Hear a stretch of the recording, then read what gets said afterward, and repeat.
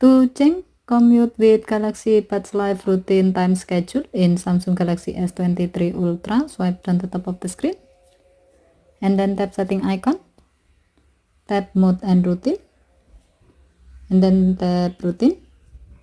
While you are in the routine screen, tap commute with Galaxy Buds Live, tap time period.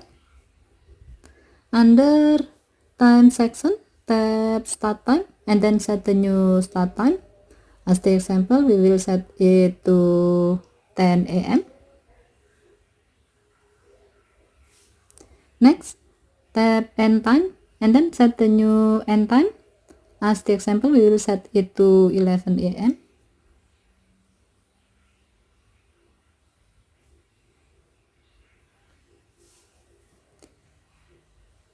And then tap done button to save the change.